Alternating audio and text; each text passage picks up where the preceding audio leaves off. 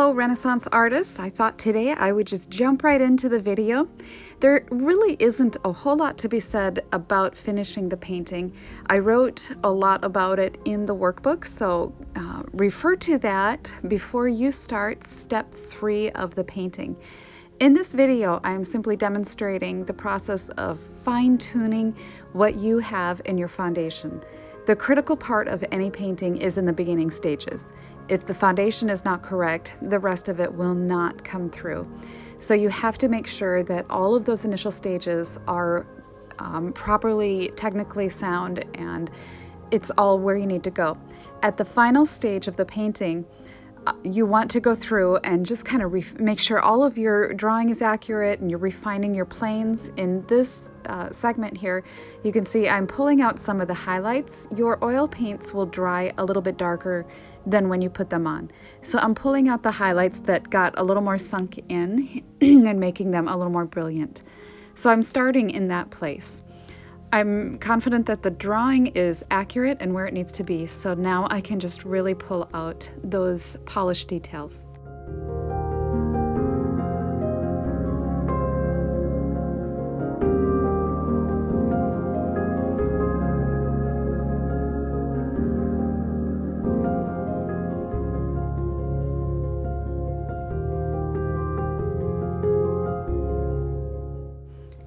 There isn't a lot to show on the palette either, because it's mostly just taking the existing colors that I've been working with and applying them with a little more clarity and a little more sculptural feeling to the contours of the face.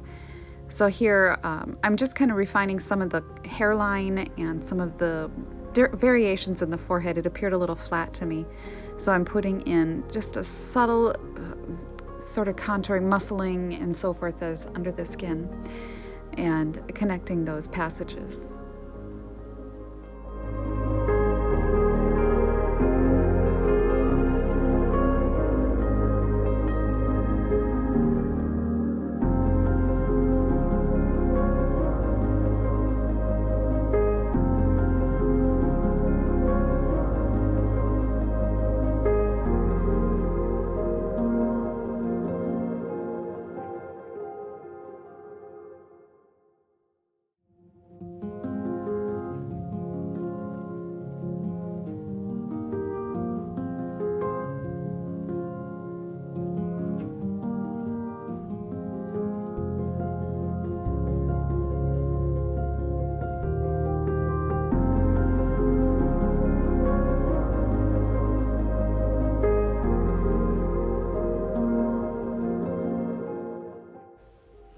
You'll see on that shadowed side of the face, I pulled out a lot more highlight than what originally I put in. I painted the shadowed side almost a solid shadow the whole way, but as you know, every time you look back at the mirror, sometimes the light shifts or your face is turned slightly differently.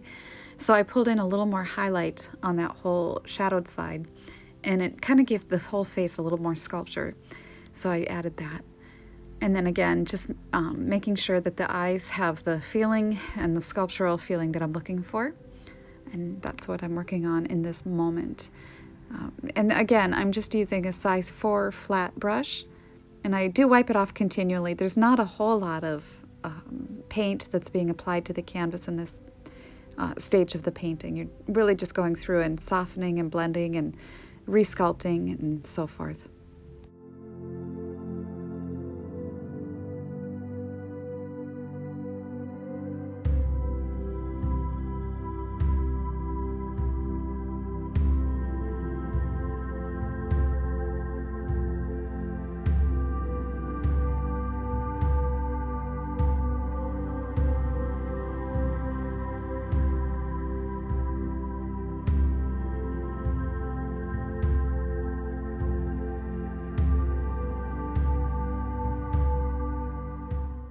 In the workbook, I discuss going back through the facial features, the nose, eyes, and mouth, and making sure that all of the little tiny planes are in place, and the nose has these wonderful angles and turns. I felt that my nose that I had on there didn't appear to have any blood flowing in it. It was a little too chalky gray-brown. So I'm adding some more fleshy tone with a little more alizarin and some cad red into the end of it, just to make it look like it's actually part of the face and that there's actual blood flowing under the surface. So again, if you can see my brush, I'm moving it in the direction that the planes turn in at the angle of the nose. And of course, I always jump around the face, just keeping things fresh and alive and seeing the whole thing as a universal whole.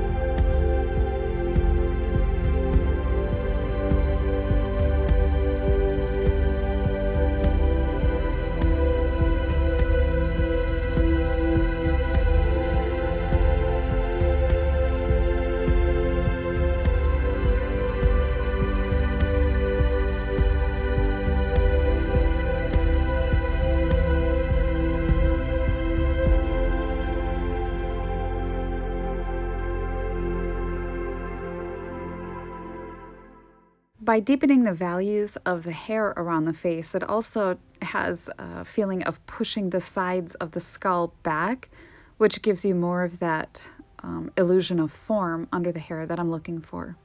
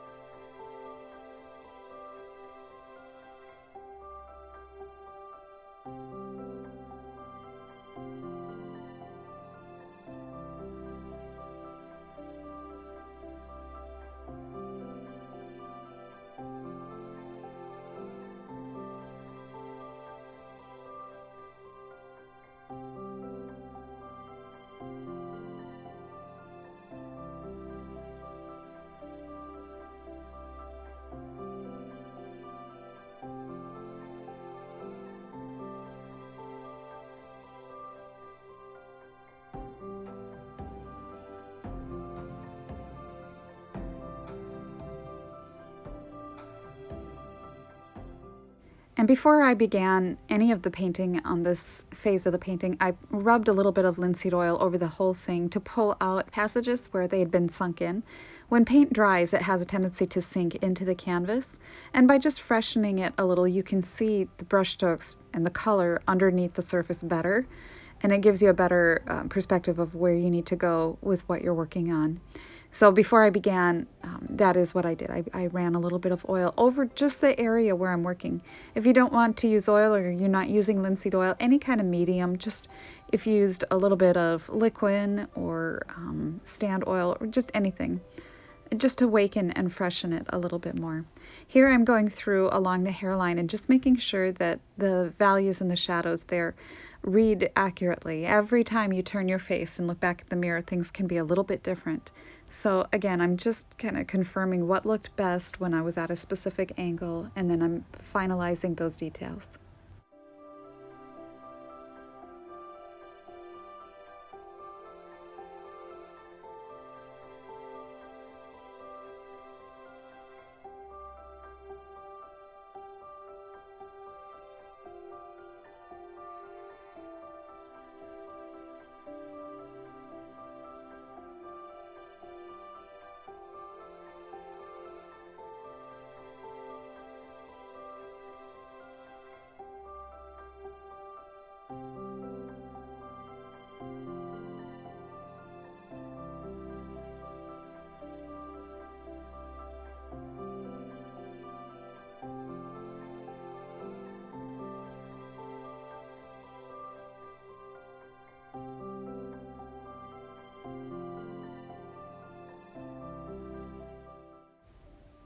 And you can see now in this passage that I have taken all those blocky pieces of paint that I'd laid down and I softened the edges of where I put those paint colored pieces. And so now it has a more unified whole to the whole painting. So I'm coming back through here with a very small brush and again, just pulling out accents, places where there's a dark value, like where the nose tucks under, or right behind the ball of the nose, there's a darker shadow because it's furthest away from the face. Softening the contours of that shadow nose, the nose shadow as it falls across the face and curves, giving you that definition of the contour of the cheek. So I'm working in that passage where the mouth and the teeth come out and away from the face, giving it that round feeling of, being away, not flat, if that makes sense. Also working on the jawline and adjusting contours there. Again, it's all a matter of how, if you make your values too dark, under the chin, it will recede too far.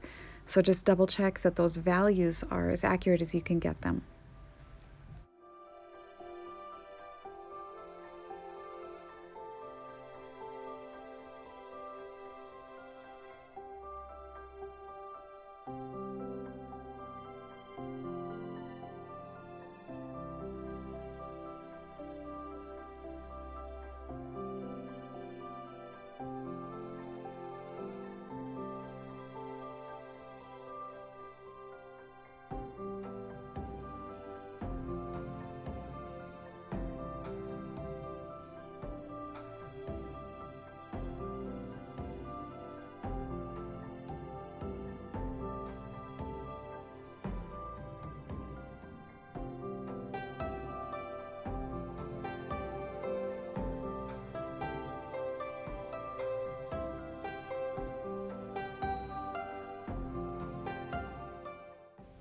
And here I'm working on just refining the passages around the mouth, again, trying to make it appear less grumpy, giving it the illusion of some muscles in there, working to develop some sort of a grin or something, just so it looks alive and fresh.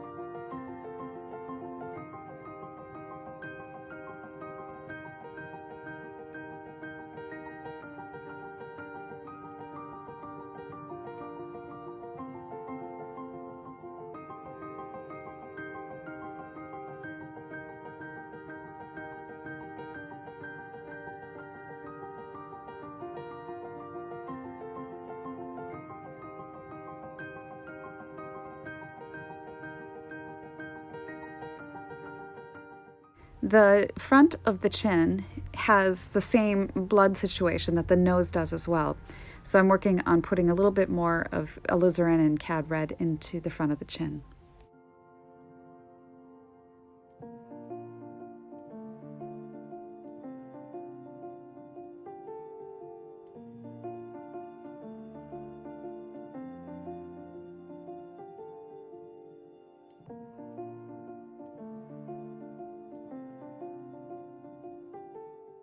And in this passage here, I'm working on the mouth and trying to get the angles that are soft to make sense for those that are soft, where the light is hitting it, where it blends into the skin right there, and keeping that, I want the lips to feel soft and fleshy and believable. So the top lip is cast in more shadow than the bottom lip. The bottom lip is obviously curving out. It gets more light hitting it. The top one is angled and obviously receiving less. So here I'm working on the background, and I want the background to stay back there, so I'm softening some of the brush strokes so that they're less obtrusive, and also I wanted a little shadow on that side of the face. I am not finished with the background, but I just wanted to show you a little bit of that. And here I'm just working for a little while on the hand. I don't finish the hand for this painting, and in fact this painting is not finished, but I did want to at least work on the face as much as possible, and you can see there in the reflection my hand. Painting hands are difficult. You have to paint it from memory because every time you go to the canvas it changes. And another phenomenon that you may be aware of by now is you're painting in a mirror, so it's reversed. So in the painting, it appears that I'm painting left-handed and holding the palette with my right hand.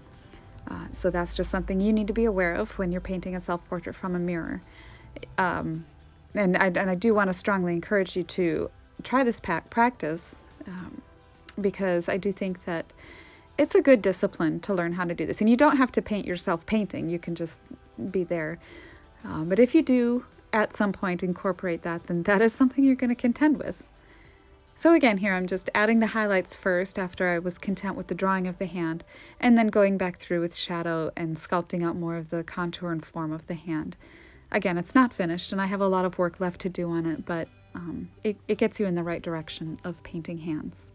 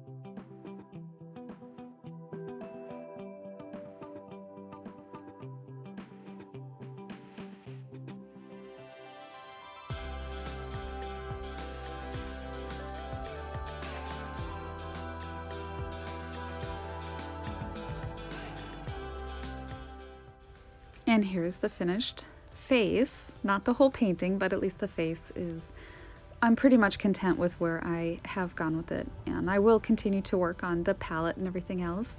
And that's as far as we're going to go in the self-portrait videos.